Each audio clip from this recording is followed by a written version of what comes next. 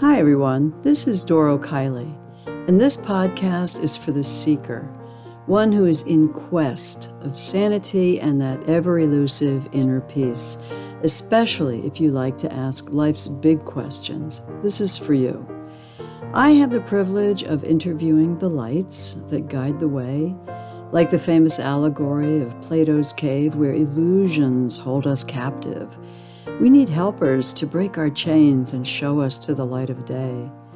The lights I interview are mindfulness and meditation teachers, philosophers, and maybe even quantum scientists to break our chains and show us to the light of day.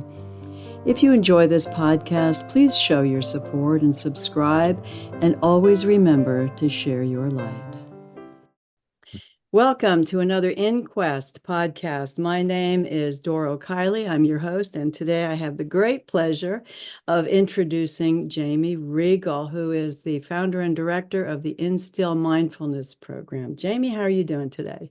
I am well, thank you. I'm well. How you doing? I'm doing great. I'm very curious from the little bit of information you sent me to find out more about you and how you came to be where you are. As the director of the InStill Mindfulness program.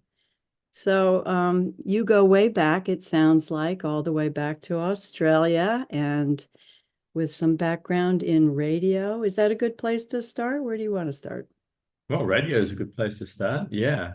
But to talk about radio, I think really I'd need to talk a little bit about how I got into radio. Yeah. So I had a show. I did several shows, but the main show I did was a show called Unsigned Artists on a radio station called PBS in Melbourne. Melbourne's got really strong community radio.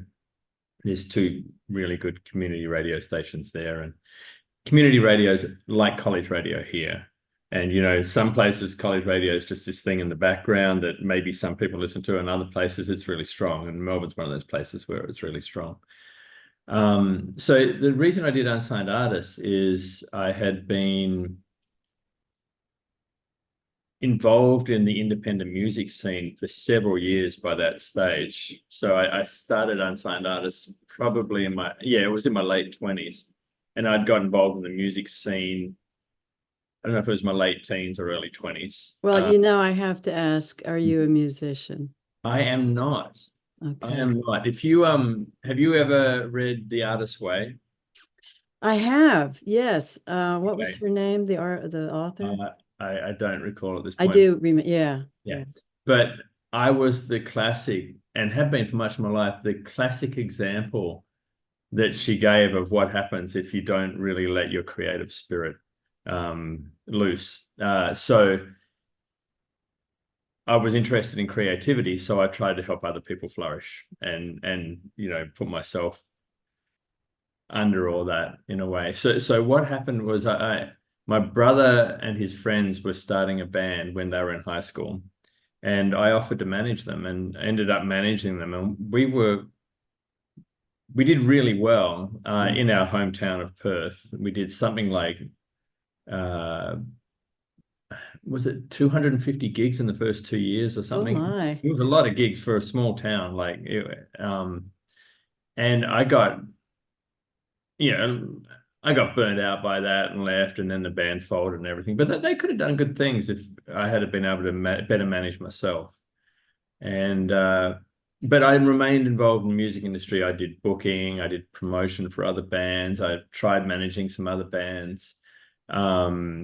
And I got into music journalism and into radio. So that was one of the things that happened. I got into radio in my hometown of Perth, participated in a show called Homegrown, which was, of course, another local music show.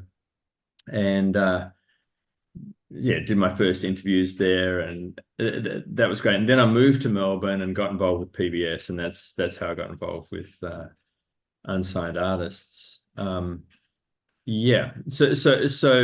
it was through being involved in the music industry that I got involved in it. And I also had a column in one of the local street presses. There were two. There was one called Beat Magazine and the other was called In Press. And I wrote a column called Indie News in In Press. In indie news?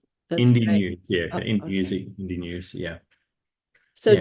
did your brother ever make it big Well, time? actually, I had to fire my brother. Oh, I'm sorry. Which he still hasn't forgiven me for. Oh no. Yeah, what's that, 30 years later, 35 years later. Oh dear. But yeah, it was, yeah, he wasn't really very as engaged in the band as we needed him to be. And it was a group decision, but somehow it landed on me to give him the news. So yeah, Ouch. yeah, Oh, yeah. ouch. That wasn't easy. Yeah, and did the band succeed or make an album or do anything after that? Not really. We made one while I was with them. We made one live tape called "A Tribute to the Electric Arts Band," and and their name was the Book of Funk. And there's no such band as the Electric Arts Band, but that was the kind of band they were. And then after I left, they moved interstate to the East Coast, but it all folded. It all fell apart. Haze of drugs and bad management. Yeah.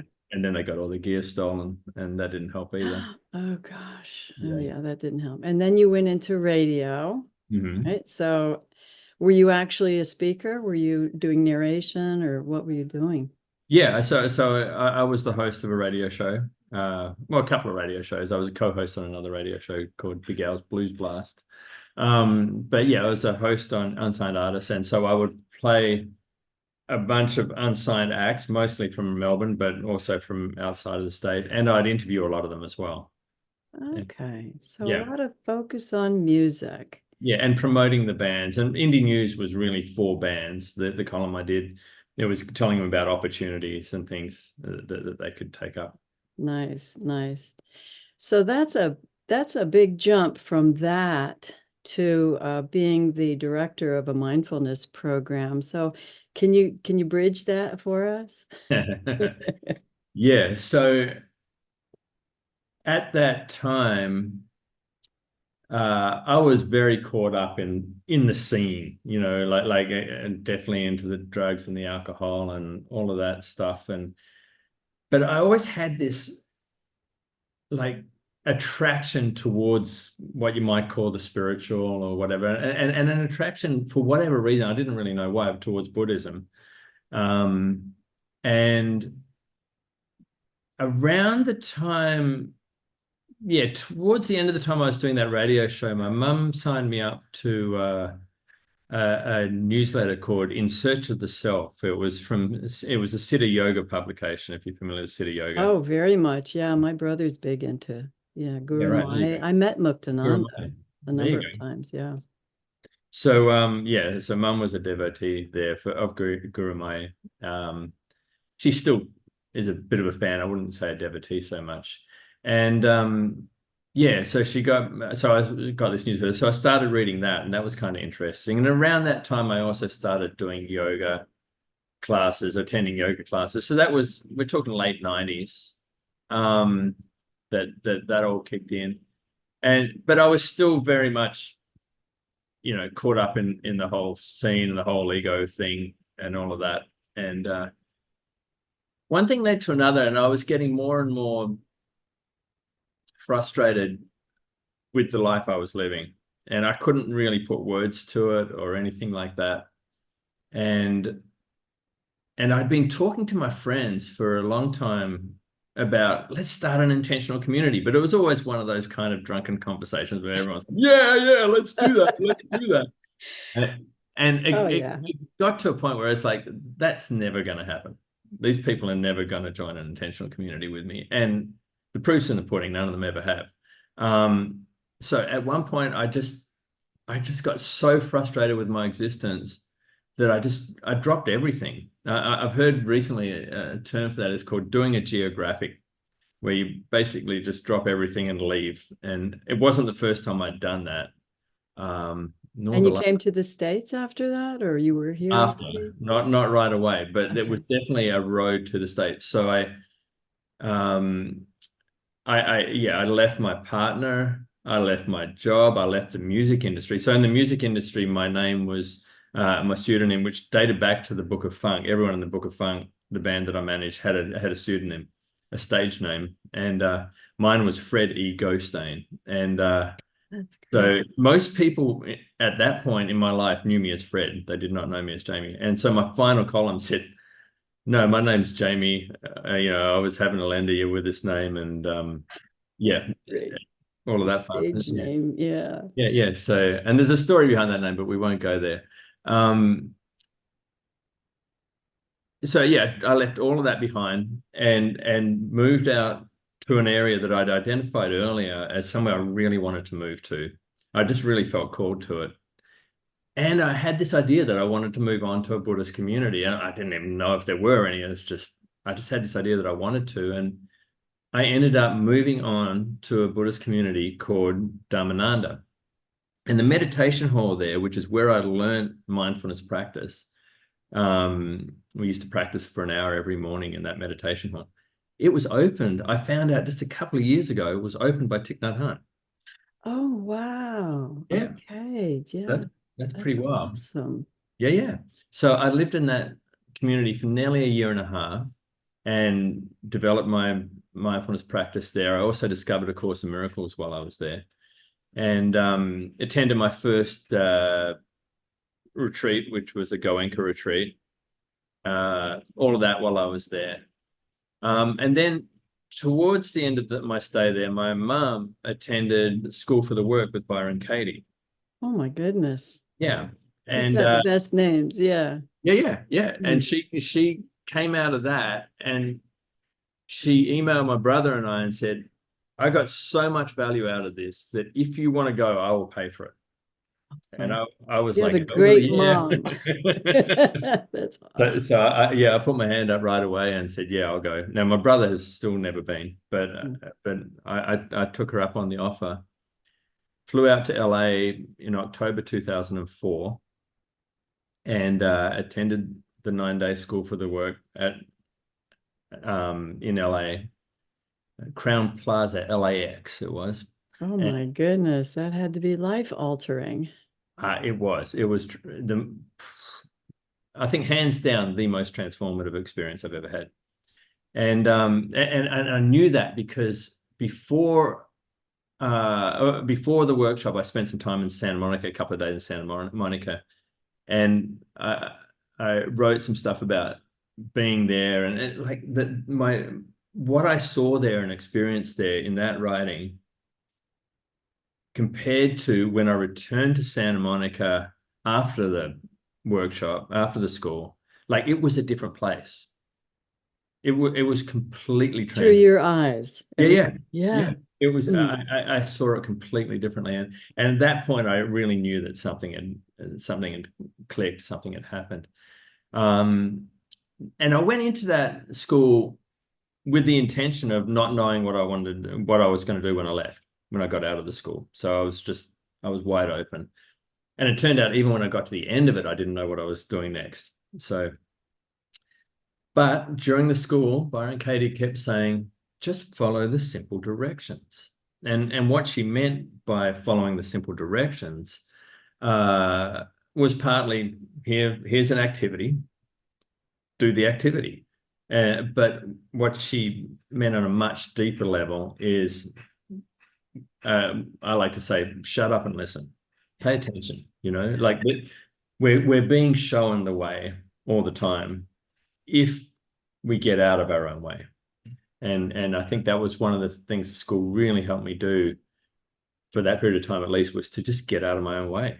Like that there's a real not knowing that comes through the work. You just really get to see that you don't know anything, and that you're that nothing you believe is true, right? Yeah. And so you have to be open when you're in that space.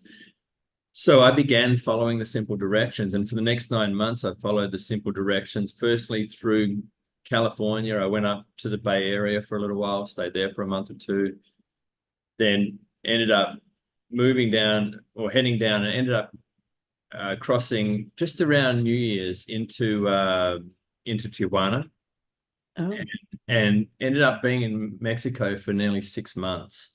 I spent 3 months living in San Miguel de Allende, I rented a place there. I really, at that point, I thought I was going to be living there for a long time. So you're just traveling by yourself, not quite knowing what the next day will bring, or Yeah. more or less. And Yeah. wow, I mean, that sounds like living in the Tao, living just moment to moment, see what the universe brings you, and then responding to it. Is that about it? Yeah. Yeah, that could be a way to put it. I was very open. I was very open and really open to whatever presented itself. And yeah, so I ended up in San Miguel de Allende, and I really thought I was going to stay there. And I had a friend there who I met there who was into Kundalini yoga, like deeply into Kundalini yoga. And she was like, "You need to come to a White Tantric yoga event." And I was like, "Okay, what's that?" Well, I don't think I even bothered asking what's that. That Tantra, I'll go. What? yeah, Is that it? whatever. So White Tantric Yoga is this event that the Kundalini Yoga crew have every solstice, and so Okay. this was going to be the summer solstice one, and they have that one. So they have the winter solstice one in Florida somewhere, and the summer solstice one they have in Espanola in New Mexico. And so I made my way up to Espanola, thinking I'd be heading back after that to back to Mexico, and attended this. It was amazing. It's like 3 or 4 days, and the whole time it's just rows and rows of people wearing white, all with turbans, and and the whole time is spent. It's male facing female in these long rows in this big shed, like at least 1,000 people. Oh my goodness. Yeah, like it's a lot of people, and we're all doing like we're given all these chants to do. So the whole place is doing the same chant, and you're looking straight in the eye of the person across from you for the whole thing, straight in the eyes, and doing this chant and some sort of posture at the time. Might be holding your arms in the air for half an hour or whatever, and Was it helpful? I mean, was this a useful program for you? Would you recommend it to someone? And no, I would not recommend it to anybody who hadn't already been established in Kundalini yoga. So when I was there, I spoke. I remember at one point I was speaking to someone, and she said, "Well, how long have you been doing Kundalini yoga?" And I said, "Oh, this is the first Kundalini yoga event I've ever done." And she's like, "I've been doing it for 6 years, and this is the first time I've been brave enough to come to this. Like, it's intense." I left that with this a whole series of welts up my spine, big welts up my spine. Like it would like there. I don't know anything about Kundalini except that that's where it's supposed to travel. Yeah. Yeah. And Turns out. yeah, like there was no. I didn't not like I had a disease or anything. There was no. I've never had those welts before or since. It was wild. And So then did it burn? I mean, what was it? Just no, they just showed up, no, and just did you big old find any welts. expanded consciousness after that or Well, anything? well, it was wild. So this is really interesting. So they were like, for the next 40 days, if you want to get the full effect of this, it takes 40 days. It takes 40 days, and make sure you take cold showers every day, like every time. Only cold showers, only vegetarian food, for the next 40 days minimum. That was basically a requirement if you want to get the full effects. I then in the next 2 weeks, I covered, I think it was 15 states, Wow. from New Mexico to Illinois. I ended up in Chicago, via Philadelphia. So, and I also in that time attended a rainbow gathering. Oh So yeah, those are great. it was wild. Yeah. Yeah. Did you like as you were traveling, you were doing the Kundalini practices? Is that No, no, I okay? was done. Oh my goodness. So you just did it and then it Yeah, changed your yeah. whole life. Yeah. And I had this really wild energy about me that took me 15 states in 2 weeks. It was like my first 3 months in the United States, I visited 3 states, Oh my. and in 2 weeks I did 15. And I had this real energy about it. And I ended up in Chicago at this place called Fat Johnny's Last Resort Hostel.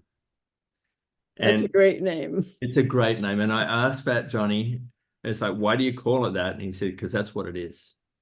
And at that point, I'm like, right, okay. I got a chill. And I had a friend who was staying at Yogaville Yeah. in Buckingham County in Virginia.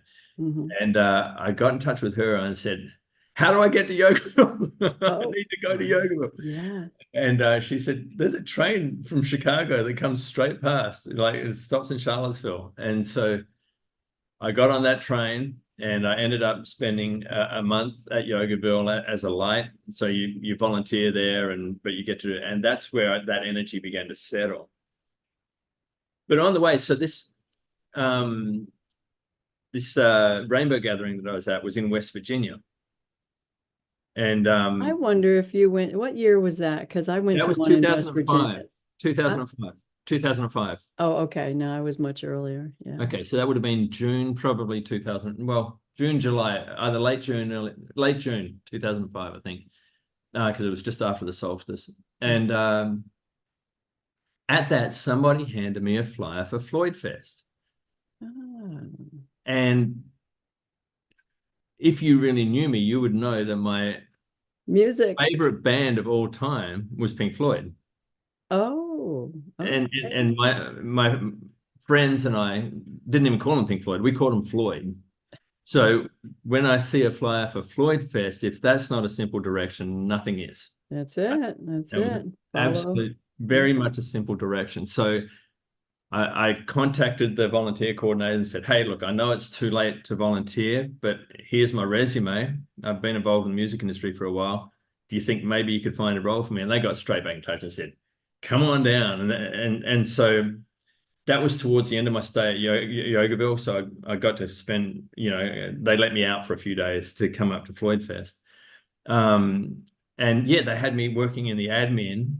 They had set up a tent for me.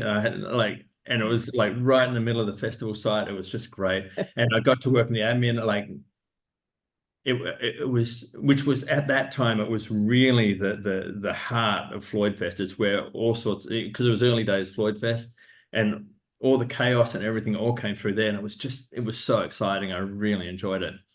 I mean, I just want to pause and just acknowledge the contrast that you're talking about. Mhm. Going from, I know, this blown out Kundalini awakening, ungrounded feeling, Mhm. and then coming to Floyd Fest. I mean, that's a huge hurricane of energy. Yeah. And so continue. Yeah, I just wanted to Yeah. acknowledge Yeah. that. Yeah. So we're not quite at the end of the 40 days yet.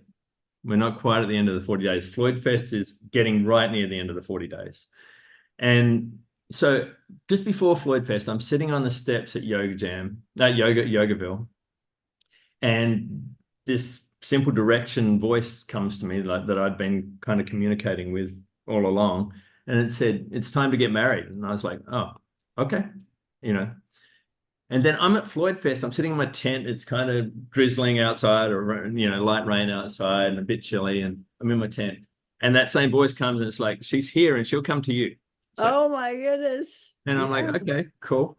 Um, and so on, I think day 38, I met Elisha, who you know, who's Hmm. my wife, dancing down at the Global Village in the evening, and yeah, like the way that worked out, it really felt like she came to me, and we got to talking afterwards, and then I caught up with her the next day, and then at the end of the festival, um, we there was the after party and everything, and we got together there, and then at one point, not far from where we met, we actually kissed, and then she said, "Well, what would you like to do now?" And I said, "Well, get married, settle down." Just let's cut to the chase. And speaking of simple directions, like for most people, when you say that, that would freak them out. But for her, she had just before Floyd Fest just kind of given up on another relationship, another failed relationship that just wasn't working out, like these half-hearted relationships. And she determined, is like, look, that's it. I'm done. If anyone wants to come to me, wants to have a relationship with me, they'll have to come and knock on my door. And so, like, that was just before Floyd Fest. And like, here I was. It was just like, here I am. And there you were, So knocking on her Yeah. So Tour, she basically. saw what that was, and we got married. And as you know, that we were married we were together for 18 years, and we've just recently separated, but we still get along really nicely. Okay. So yeah. So yeah, this is a very dramatic story. And from my view, I'm seeing this as what happens when the Kundalini really opens and you get blown out. What happens? Yeah. And for you, you just went on this quest, of what's next. And the Byron Katie, I mean, that's a lot to take in. So getting married, from my point of view as well, was very grounding when I had not a similar experience, but had that Kundalini thing happening and the total blowout of your energy and then having to find a way to ground again. So how would you describe the spiritual path, especially in terms of spiritual path versus a religious path? Because you've had quite a venture. Yeah. How would I describe the spiritual? Like, I kind of there's one presentation talk from Adyashanti that I really like, in which he talks about a shoe, but he prefaces that with like, people say that like all paths lead to the same place. He said, no, they don't. And then he thought about it for a minute, and then he said, how about this? How about no paths lead to that place? How about none of them? And his point being is any path that you take leads you away from where the spirit resides, which is here, right? So it's like there is no path in a way. So to me, the spiritual path really is one of surrender, which is what following the simple directions is. It's what not knowing invites. It's what sitting with this, which is, I think, what mindfulness meditation is ultimately about, right? Sitting with this and experiencing this as it is. That's what that's about. It's a form of surrender. And I think you'll find in most religions, maybe not all of them, but in most religions, there's like a key element of it is surrender, whether it's surrender to God or surrender to the moment or surrender to whatever it is. So spirituality versus religion,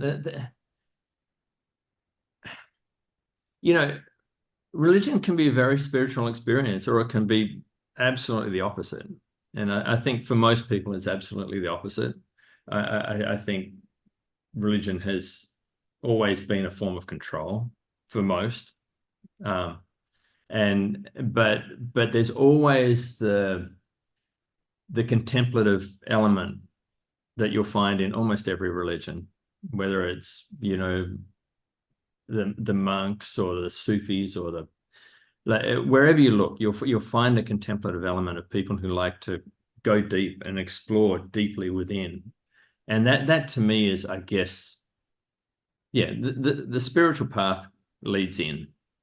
It doesn't lead out, it leads in. And it's independent, it sounds like, from your view of any religious doctrine. Yeah, if you're raised in a certain religion or attracted to a certain religion, it can provide the tools for you to travel that road inwards.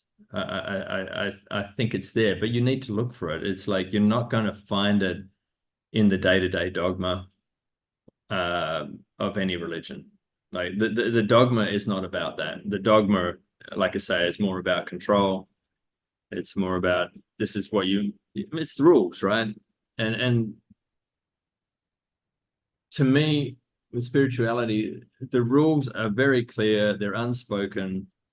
That you just know what's right and what's not. There's no you don't need somebody to tell you. You don't need a moral code or anything like that. It's just there.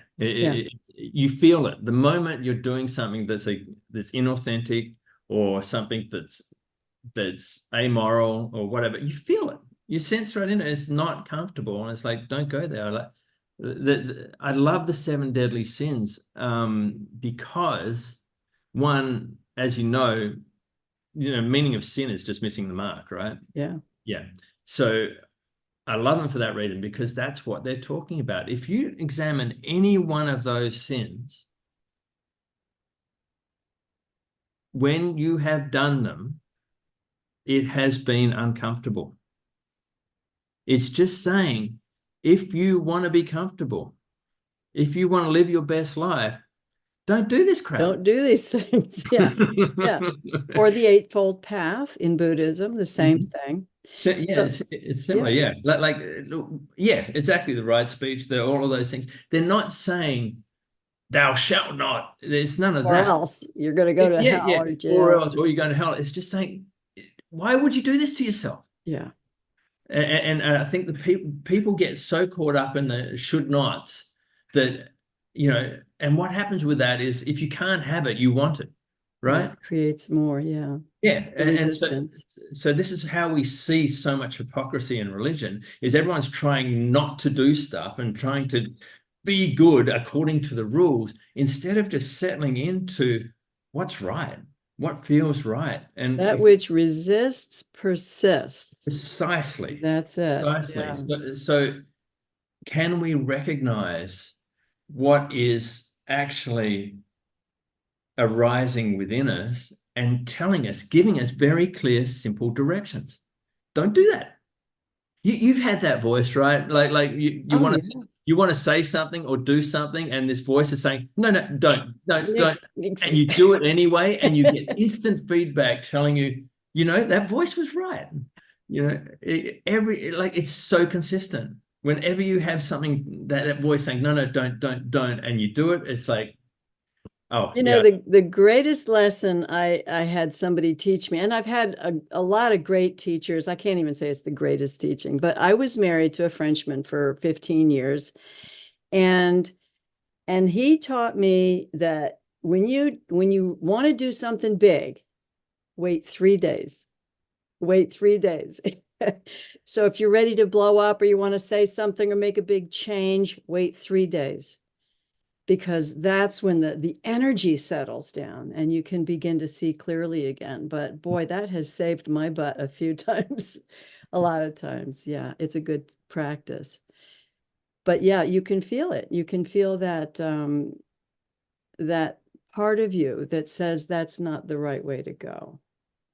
And that's very big in Siddha Yoga. I know my brother follows this all the time, that all the teachers are saying it. You follow the path that feels like the least resistance, right? That's another saying, follow the path of least resistance. And so, gosh. It's what I like that. To me is what faith is.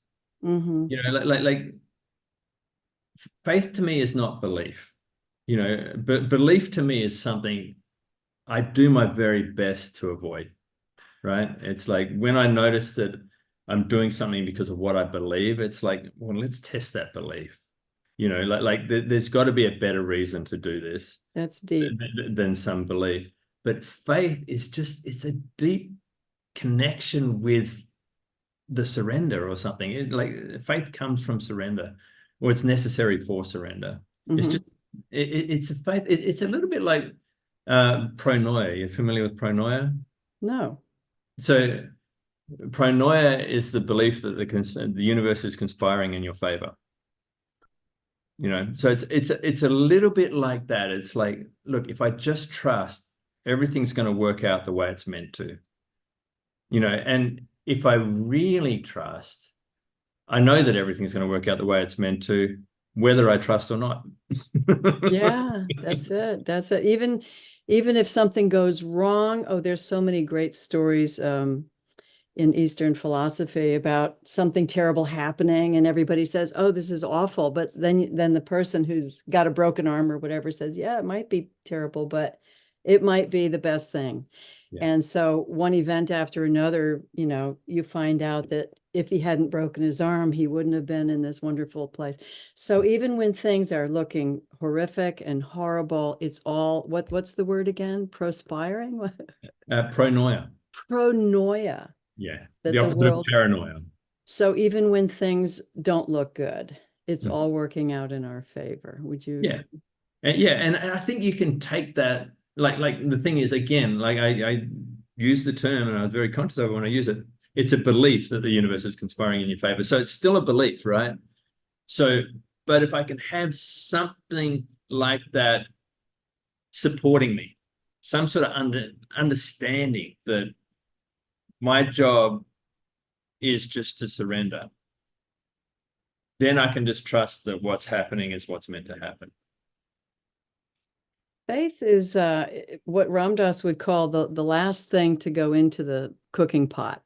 So all this stuff you're just assimilating, cooking, but you're using the spoon to stir it. And then when everything's ready, you drop the spoon in too, and it all goes together. So that's the faith that you have to have some kind of trust. Because I think everybody needs something to hold on to until you don't. Would you agree? Yeah. So to me, when I hear holding on, my first thought is clinging. And yeah, I hear what you're saying though. It's sometimes that helps. Sometimes it helps. And like you say, until you're not, until you don't need it. The thing is, if I'm holding on to anything, there's a sense of expectation. And I've found that with this, if you want to call it a spiritual path or whatever you want to call it, that the moment I have expectation, that's the moment knowing enters the equation, which is absolute anathema to not knowing. So the holding creates a situation in which I think I know what's supposed to happen or what things are supposed to be like. And that's a guarantee pretty much that they're not going to be the way that would best serve me. So that's when you're holding on to something. But what Mm. about faith? I think it's more having faith in faith. It's yeah, it's interesting. I heard this great quote the other day from Mother Teresa, where she said, "I know that God doesn't give me anything I can't handle. I just wish he didn't have so much faith in me." That's fun. And I think, yes, it's an interesting question, isn't it? My problem with it is if you don't have faith, then there's no inspired action to go in any direction. It's interesting. I'm what's coming to me now is I'm thinking of all the contemplatives who have had, including Mother Teresa, who have had a crisis in faith, right? It's really common. And it's almost like you have to have that crisis in faith for faith to really show you what it is. So if I'm holding on to faith as a thing that I need to keep, that makes it harder to have the crisis in faith. Does that make sense? It does. I've never looked at it that way. So having faith keeps you from that crisis, which really inspires true searching. Is that it? something like that. Yeah. The analogy that's coming to me at the moment is, the kind of practice that I like to do because I guide them regularly. And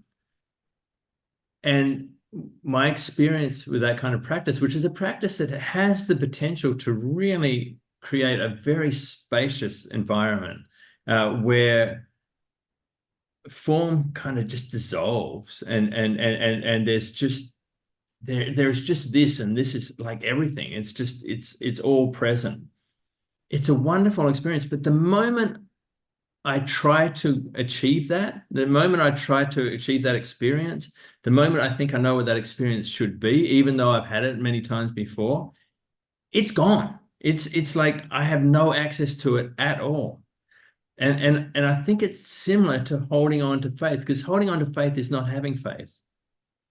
It like the fact that I'm holding on to it means that I have no faith in it. Like I'm telling myself I need it rather than being open to it. And so I think it's a similar sort of thing. It's that, like, we find clinging everywhere, right? And it can be so subtle, and wherever we find it, it's a hindrance. Wherever we find it, it gets in the way of what it is we think we want. And the whole thing that we think we want is another clinging. So again, it's about surrender. I surrender to this moment. Yeah, I and this, surrender to this need to have faith. I surrender to this need for my meditation to be a certain way.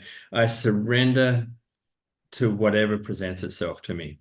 And that, to me, it's the only thing that seems to work. so it begs the question, having faith in what? And, No idea. yeah, that's it. Because as soon as you answer that question, you're off. Yeah, You're off. you've named it, right? The Yeah. true Tao cannot be named.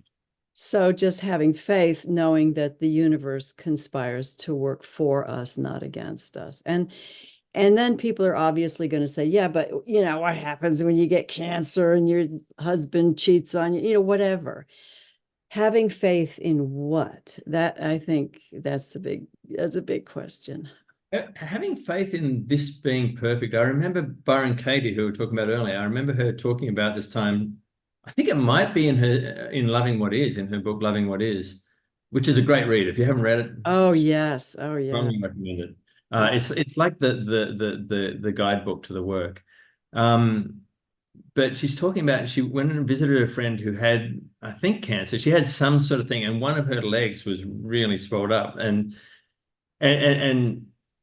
Katie visited her and said, "Well, how are you doing?" And her friend said, "Oh, terrible." And Katie's like, "Well, why?" And she pulled sheets away to show her legs. And Katie's like, "Oh, you think that leg's supposed to look like that leg?"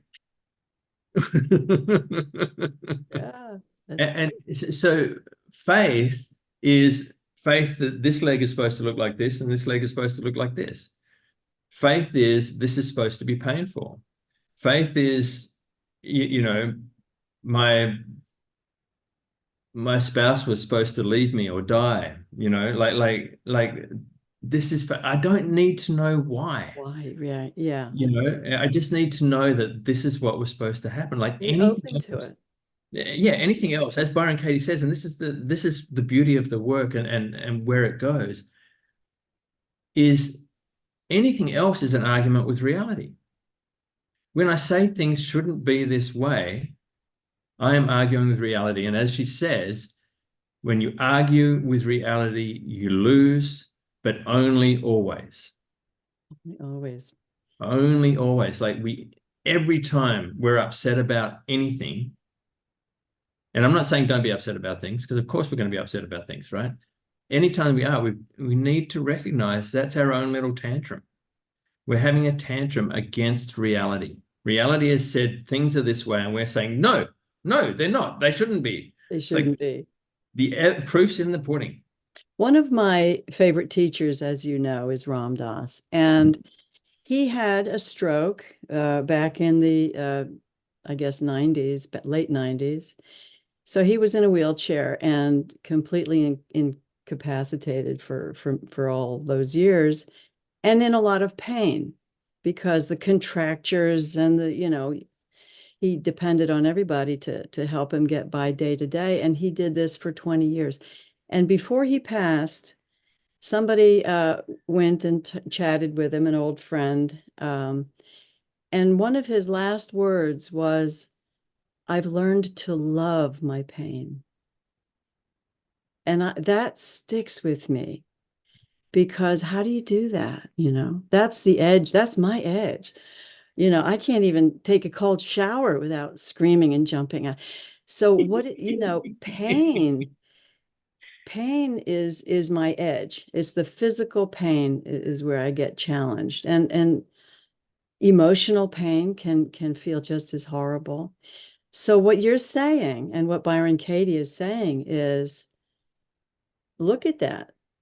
Look Yeah. at look at that. Look at that edge that you have there. What is that doing? Is that real? Is it true?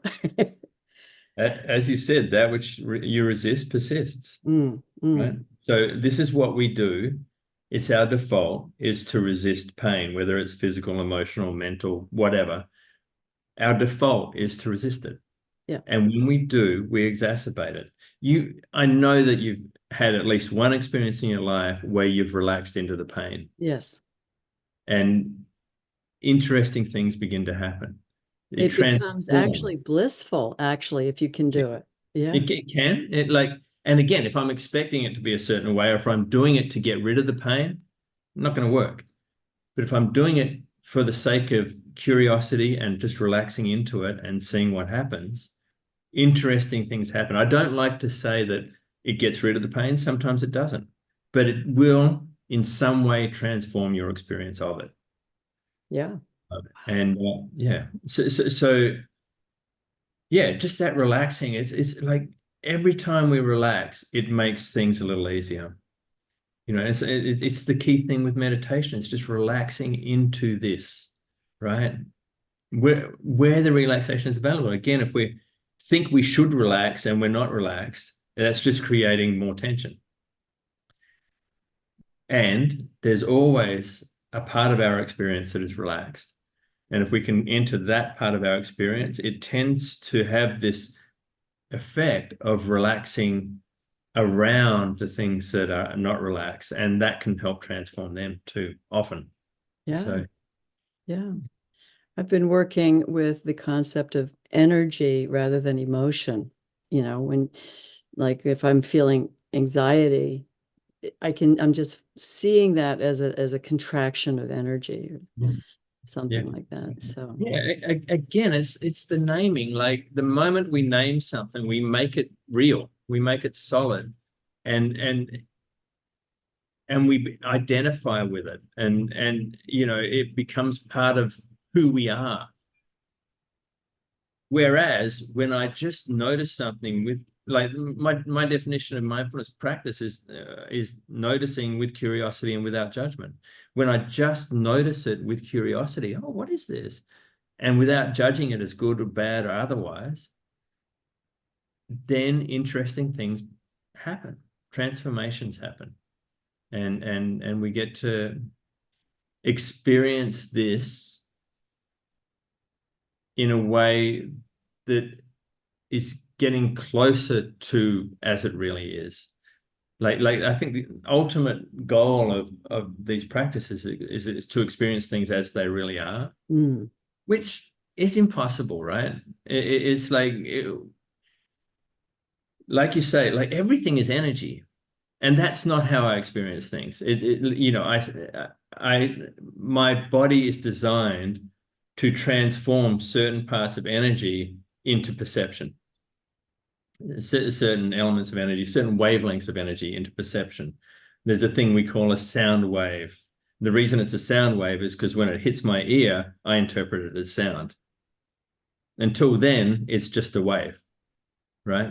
Now, other things are also hearing it, but it's the same thing. They're not hearing the sound wave, they're hearing the meeting of the sound wave with their body, yeah. with their perception. So, we have this brain that is interpreting all of this that has never, ever seen the light of day. It's That's getting great. Yeah. all its information on electrical impulses that are interpreted, and it's interpreting them from what the body receives, which is already an interpretation. So it's an interpretation of something it's never actually experienced. Yeah. And we're basing that as fact. We're saying, well, this is how things are. So, like, I have no idea how things are. I never will. I never will. And just knowing that gives me a lot of freedom. And it means that I have the opportunity to explore and investigate and at least try and get as much of the interpretation out of the way to experience things as close to as they really are as possible. I know that's way off track and No, this is right on par. So, I mean, obviously, this is an enormous topic, and it's sort of between philosophy, and I mean, it goes down all kinds of avenues. So, and this would perhaps bring us to the InStill program. Can you sort of define what this is and how you're sharing it with the world? Wow. Okay, so just a quick history. So I founded InStill Mindfulness in 2016, after I'd had an opportunity to teach in some local elementary schools, teach mindfulness in some local elementary schools. I'd been given that opportunity. And if you read my bio, you'll see that I never really knew what I wanted to do with my life. I was doing this, and then I was doing that, and then I was doing, like, I never really had anything that I was like, yeah, that's it. Like, I guess when I was doing radio, I really wanted to do that, but that was all voluntary, you know. And this was like, it really clicked, like, this is what I want to do.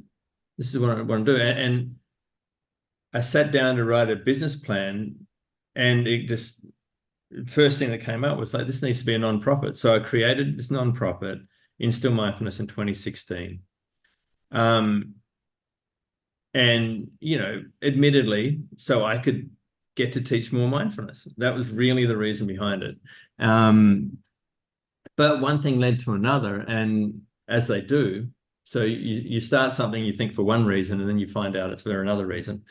As we've been developing, we've been trying to identify our direction. We've been getting great team on board. You're part of our team. And, you know, one way or another, we've been trying to identify what it is we're doing and why, you know. And what we've come to is we want to cultivate a mindful world for all. And what we really mean by that, we're situated, as you know, in Southwest Virginia. We're in the Appalachian Mountains. We're in the poorest, least educated region of Virginia. And we're in the Bible Belt. So we're in a part of the world where a lot of people have never had any access at all to contemplative practice of any sort. And what we mean by a mindful world for all is these people need to be given access to contemplative practice. Like, there's plenty of organizations in all the so-called elite areas of the country, whether it's the big cities or the Northeast or the West Coast. There's plenty of opportunities, right, to practice, to participate in contemplative practice if you're at all interested. But what we see our role is identifying a model, creating a model to make contemplative practice available in rural America, Appalachia and rural America. What I like to say, I like to call it red state mindfulness. A lot of people don't like the sound of that, but what we're saying is we want to reach people who are not being given access to this, because there's a particular demographic, as you know, that are more likely to participate in contemplative practice, and they typically don't live in red states, right? Or identify with red states. So we want to also now with the internet and everything, you're able to reach more people. So are you expanding into more of these kinds of areas? Yeah, we're working on it. So as you know, we have an online community that's got something like 1,200 members or something, and they're all over the place, but mostly concentrated in this region. And as you know, at the beginning of last year, we moved to Pulaski, which is about 40 miles from Floyd, where we had been based. Floyd, as you know, has got plenty of contemplative practice opportunities one way or another. There's like a yoga class every second door. You know, there's all sorts of opportunities in Floyd. In Pulaski, I don't think in the town of Pulaski where we moved, I don't think there was a single yoga class or anything, right? There's just nothing. Yeah. And it's like, it's the geographic heart of Southwest Virginia. Pulaski County to me represents it represents the region so beautifully. It's got everything. It's got the industry, it's got the horse farms, like, so there's a fair bit of wealth in certain elements of it. It's got the lake, yeah. So the horse farms on one side, the lake on the other. It's got Claytor the Lake, whole, right? Is it yeah, Claytor? Crater Lake. Yeah, It's got beautiful. it's got the whole shopping district around Fairlawn, with all the malls and all that. And it's got the poverty, it's got the substance abuse, it's got the homelessness. Like, it depends where you go in Pulaski, what you see. It's got the whole gamut.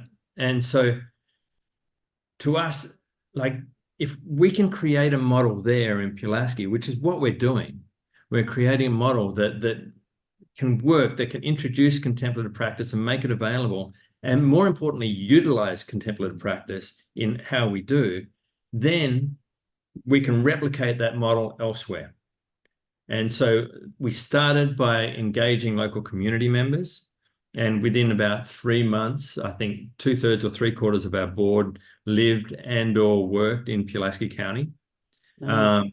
And then they've been guiding us forward and directing us. And now one of our board members just this week has commenced a harm reduction program that visits all around the New River Valley, which is a region within Southwest Virginia that Pulaski is part of. And the very first session of this harm reduction program was held at our center in Pulaski. And he's telling us, like, that's a first probably in Virginia to have essentially a private business welcome a harm reduction program in its doors. Like, he has a mobile unit, which is how most of that's taking place.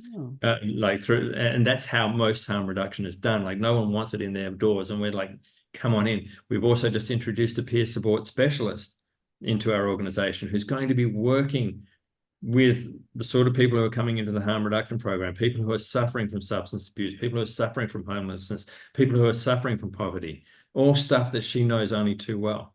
And so what we're doing to support that is we're training her. She's already had a little bit of a grounding in mindfulness practice through Joe Klein and his Recovery Dojo program, who's Joe, as you know, is another teacher at InStill.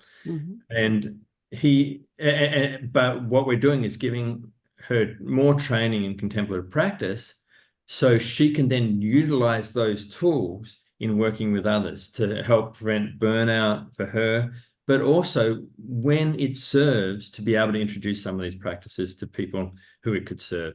So would it make sense to say that you're actually creating a model that if it's working for this kind of environment like Pulaski, that you could actually kind of use that model to expand into all other similar regions? That is exactly what we're trying to do. Wow. Okay. Exactly what we're trying to do. And the thing is, because as far as we can see, we're kind of inventing the wheel here. Yeah. Like, it's not something we're seeing elsewhere in this country anyway. Like, anyone trying to do a model, create a model like this, we don't know what we're doing. So we're entering this with a don't know mind. We're finding out as we go.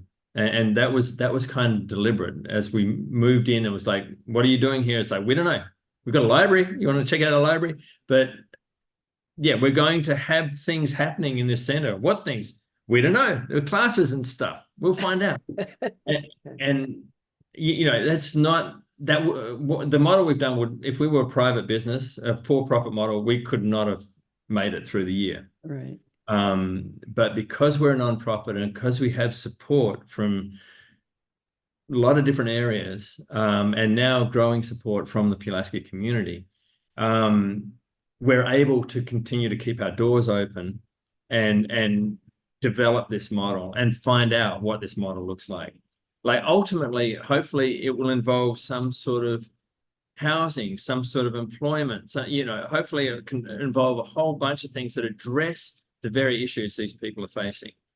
So you're not just teaching meditation and mindfulness, you're doing service work. Yeah, absolutely. For people that's huge. So this you're was taking people out of survival mode, if you can, giving them housing or something to help them just not be in such survival mode, and then teaching them, giving them the tools to work on that inner part that needs to get grounded. And I mean, am I saying anything correct? If that works for them. So Yeah. we're not here to proselytize. We're not here to preach and tell people that you should do mindfulness practice or contemplative practice of any kind. We are here to say, hey, look, this has worked for me. If you want to try it, let me know. Yeah. You know, but we're definitely not trying to tell people what to believe, what to think, or anything like that. That is really goes against the practice in my view. But you know, like a lot of this is inspired by the whole field of engaged mindfulness, which stems from engaged Buddhism, which Thich Nhat Hanh was a really seminal figure in. You know, one of his books, he says that this practice is about seeing, but what's the point of seeing if you don't act? And it's like, when I read that, it was just like, bam, it hit me so hard. It was like, oh yeah, this is why we're here. We need to act. Yeah. We need to do something. We need to serve. Like, service is such an important part, I think, of any element of any contemplative practice. It's like, that's what we as people are here to do, is to serve others and to serve the world. So how we serve, we didn't know, and we're finding out. You know, how to serve, we didn't know, and we're starting to find out. How can people who are listening be of help, be of service if they find this is their path? Somebody listening is probably going to feel like this is my path. I need to help. How could they do that? Well, there are so many ways. One is just to surrender and shut up and listen and see where you're directed. Mm. Like, you'll be shown. Yeah. If you want to get involved with InStill, there's plenty of ways. One would be to attend our Inspire gatherings. Doesn't matter where you are. 6 of our Inspire gatherings are online all through the week. We also have some in-person ones if you're local to Southwest Virginia. That is a way to connect with other people around the practice in a secular setting where no one's trying to preach any kind of religion or any particular kind of belief, but where we get to participate in contemplative practice and discuss things that are relevant and important to us. And that can lead to forms of service. We've seen that happen again and again through Inspire, where people have been moved through their discussions to move into service. If you want to help us do what we're doing, we're a non-profit. We accept tax-deductible donations. You can always go to our website, InStillMindfulness.org, and support us in that way. That's always welcome. And if you've got ideas for ways that we could serve, or that you would like to collaborate with us or anything, again, come to our website and get in touch, and we would love to talk. Jamie Reygle, this has been wonderful. Thank you. I really am enjoying this. And I want to tap into some other teachers too, probably through InStill, and maybe Joe or Lori. Is there anything else you want to leave the listeners with? Yeah, just thank you. Thank you. Thank you. So I will list below in the comments section any links that you would recommend. Certainly the InStill Mindfulness program link. And that's instillmindfulness.org, right? InStillMindfulness.org, yeah. Okay. All And right. come join our online community too, community.instillmindfulness.org. Okay. And we do have morning meditations, We right? do. And Doro, you lead the Friday morning I ones. lead the morning Friday, and that's East Coast time, 8 o'clock. So, Jamie, thank you so much. Thank And you. I hope we see you soon. You take I'm care. sure you will. Thank you. Bye-bye. Bye.